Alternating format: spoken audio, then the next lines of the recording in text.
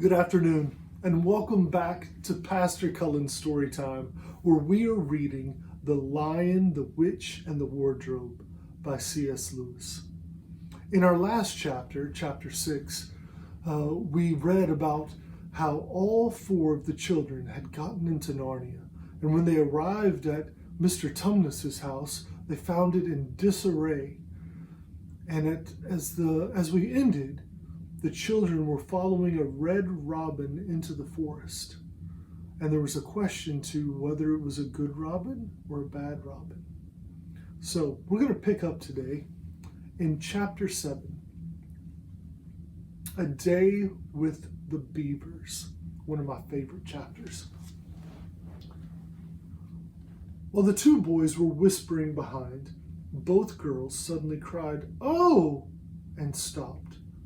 "The robin!" cried Lucy. "The robin! It's flown away!" And so it had, right out of sight. "And now what are we to do?" said Edmund, giving Peter a look which was as much to say, "What did I tell you?" "Shh, look," said Susan. "What?" said Peter. "There's something moving among the trees over there to the left." They all stared as hard as they could, and no one felt very comfortable. "There it goes again," said Susan presently. "I saw it that time too," said Peter. "It's still there. It's just gone behind that big tree." "What is it?" asked Lucy, trying very hard not to sound nervous. "Whatever it is," said the Peter, "it's dodging us. It's something that doesn't want to be seen." "Oh, let's go home," said Susan. And then, though nobody said it out loud, everyone suddenly realized the same fact that Edmund had whispered to Peter at the end of the last chapter. They were lost. "What's it like?" said Lucy. It's a kind of animal," said Susan, and then, look, quick, there it is." They all saw it in time, a whiskered, furry face, which had looked out at them from behind a tree, but this time it didn't immediately draw back.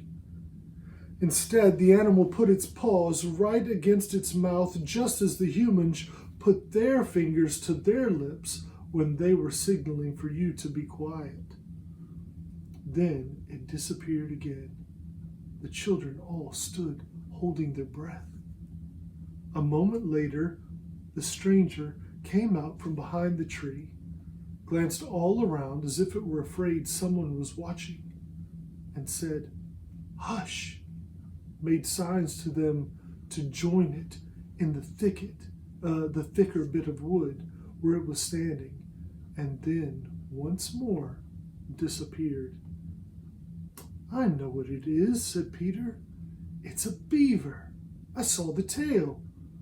"It wants us to go with it," said Susan, "and it is warning us not to make noise." "I know," said Peter. "The question is, are we to go to it or not? What do you think, Lou?" "I think it's a nice beaver," said Lucy. "Yes, but how do we know?" said Edmund. "Shan't we have to risk it?" said Susan. "I mean, it's no good just standing here, and I feel I want some dinner." At this moment, the beaver again popped its head out from behind the tree and beckoned earnestly to them. "Come on," said Peter. "Let's give it a try. All keep close together. We ought to be a match for one beaver if it turns out to be an enemy." So the children all got close together and walked up to the tree and in behind it, and there, sure enough, they found the beaver. But it still drew back, saying to them in a hoarse, throaty whisper, "Further in, come on, further in." "Right in here, we're not safe in the open." Only when it had led them into a dark spot where 4 trees grew close together, that they're so close together that their boughs met, and the brown earth and the pine needles could be seen underfoot, because no snow had been able to fall there. Did it begin to talk to them. Are you the sons of Adam and the daughters of Eve? It said. We're some of them, said Peter. Shh, shh, said the beaver. Not so loud, please. We're not safe, even here. Why? Who are you afraid of? Said Peter. There's no one here but ourselves. There are the trees, said the beaver. They're always listening. Most of them are on our side, but there are trees that would betray us to her. You know who I mean. And it nodded its head several times. If it comes to taking sides, said Edmund, how do we know you're a friend? Not meaning to be rude, Mr. Beaver, said Peter, but you see, we are strangers. Quite right, said the beaver. Here is my token. With these words, it held up to them a little white object. They all looked at it in surprise, till suddenly Lucy said, Oh, of course, it's my handkerchief, the one I gave the poor Mr. Tumnus. That's right, said the beaver. Poor fellow. He got wind of the arrest before it actually happened and handed this over to me. He said that if anything happened to him, I must meet you here and take you on to... Here, the beaver's voice sank into silence, and it gave 1 or 2 mysterious nods. Then, signaling to the children to stand as close around as they possibly could, so that their faces were actually tickled by its whiskers, it added in a low whisper, They say that Aslan is on the move. Perhaps he has already landed. And now a very curious thing happened. None of the children knew who Aslan was any more than you do. But the moment the beaver had spoken these words, everyone felt quite different.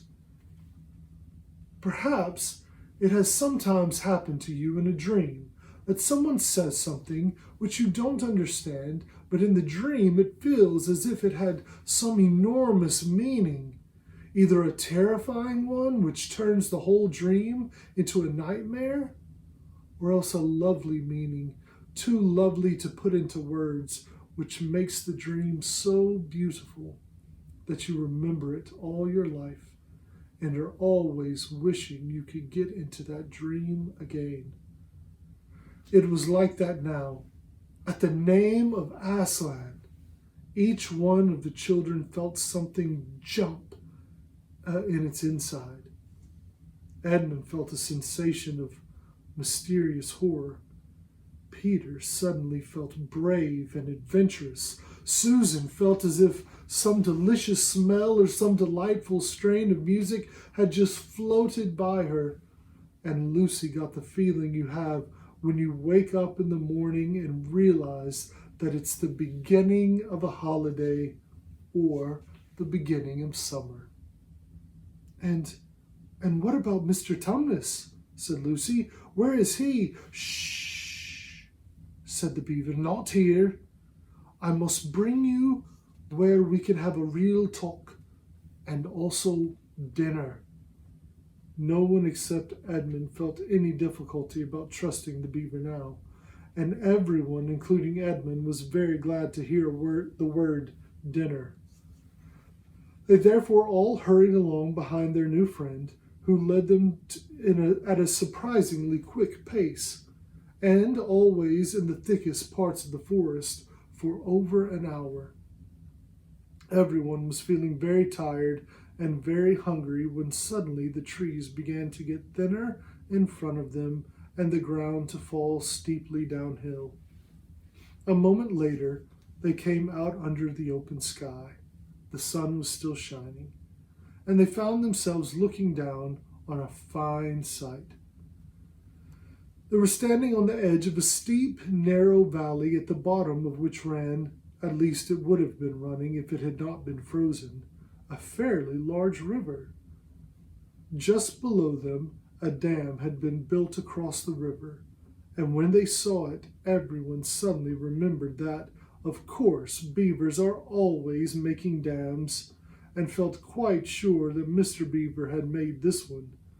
They also noticed that he now had a sort of modest expression on his face, the sort of look people have when they're visiting a garden they've made, or reading a story that they've written. So it was only common politeness when Susan said, "What a lovely dam!" And the beaver didn't say hush this time, but merely a trifle, and it isn't really finished." Above the dam, there was what ought to have been a deep pool, but was now, of course, a level floor of a dark green ice. Below the dam, much lower down, was more ice, but instead of being smooth, this was all frozen into the foamy and wavy shapes in which the water had been rushing along at the moment when the frost came. And where the water had been trickling over the squirting through the dam, there was now a glittering wall of icicles, as if the side of the dam had been covered all over with flowers and wreaths and festoons of the purest sugar. And out in the middle, and partly on top of the dam, was a funny little house shaped, rather like an enormous beehive. And from a hole in the roof, smoke was going up, so that when you saw it, especially if you were hungry, you at once thought of cooking and became hungrier than you were before. That was what the others chiefly noticed, but Edmund noticed something else.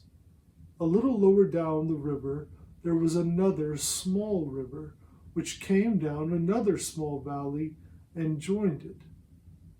And looking up that valley, Edmund could see two small hills, and he was almost sure they were the two hills which the White Witch had pointed out to him when he parted from her at the lamppost that other day.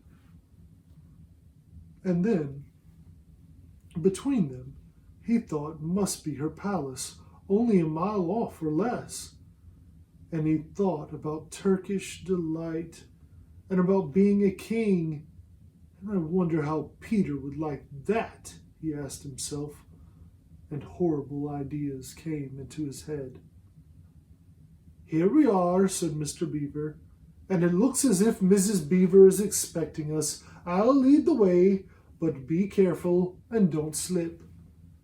The top of the dam was wide enough to walk on, though not, for humans, a very nice place to walk because it was covered with ice, and though the frozen pool was level with it on one side, there was a nasty drop to the lower river on the other. Along this route, Mr. Beaver led them in single file right out into the middle, where they could look a long way up the river and a long way down it. And when they had reached the middle, they were at the door of the house. "Here we are, Mrs. Beaver," said Mr. Beaver. "I found them. Here are the sons and daughters of Adam and Eve." And they all went in. The first thing Lucy noticed when she went in was a burring sound. And the first thing she saw was a kind-looking old she-beaver sitting in the corner with a thread in her mouth, working busily at her sewing machine, and it was from it that the sound came. She stopped her work and got up as soon as the children came in.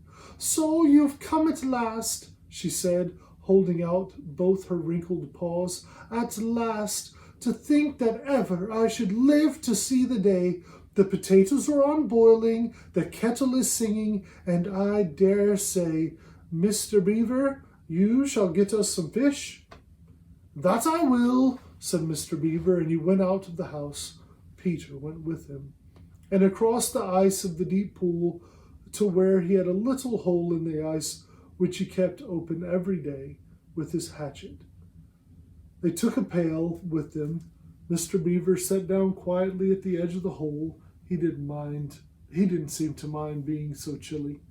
Looked hard into it, and then suddenly shot in his paw, and before you could say Jack Robinson, he had whisked out a beautiful trout.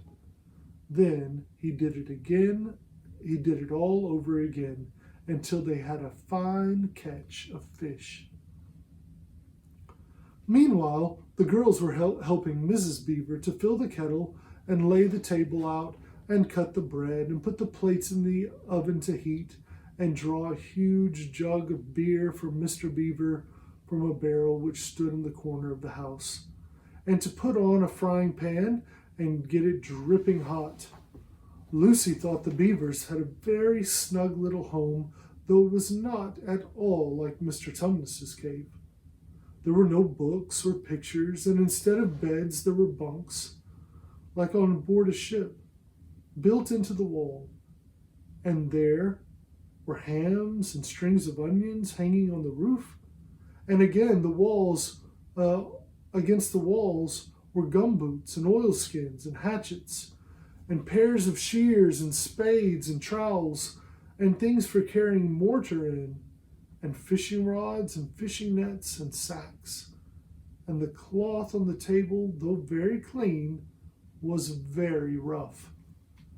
Just as the frying pan was nicely hissing, Peter and Mr. Beaver came in with the fish, which Mr. Beaver had already opened with his knife and cleaned out in the open air. You can think of how good the new caught fish smelled while they were frying, and how hungrily the children longed for them to be done, and how very much hungrier still they had become before Mr. Beaver said, "Now we're nearly ready."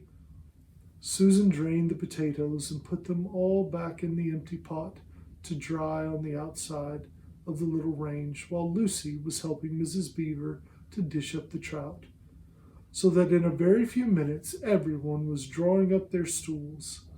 It was all three-legged stools in the Beaver's house, except for Mrs. Beaver's own special rocking chair beside the fire, and preparing to enjoy themselves. There was a huge jug of creamy milk for the children. Mr. Beaver stuck to beer, and a great big lump of yellow butter in the middle of the table, from which everyone took as much as he wanted to go on his potatoes. And all the children thought, and I agree with them, that there's nothing to beat good freshwater fish. If you eat it, well, it's been alive a half an hour ago and has come out of the pan half a minute ago. And when they had finished the fish, Mrs. Beaver brought unexpectedly out of the oven a great and gloriously sticky marmalade roll, steaming hot, and at the same time moved the kettle onto the fire, so that when they had finished the marmalade roll, the tea was made and ready to be poured out. And when each person had got his or her cup of tea, each person shoved back his or her stool so as to be able to lean against the wall, and gave a long sigh of contentment. "And now," said the Beaver, pushing away his empty beer mug and pulling his cup of tea toward him, "if you'll just wait till I've got my pipe lit up and going nicely, why, now we can get to business. It's snowing again," he added, cocking his eye at the window. "That's all the better, because it means we shan't have any visitors. And if anyone should have been trying to follow you, why, he won't find any tracks." Well, that ends chapter 7. Next time we'll look at chapter 8, what happened after dinner. I think this is going to be a really good part of the book that you're going to enjoy next time. We get to hear a little bit more about who Aslan is. So until next time, we'll see you then.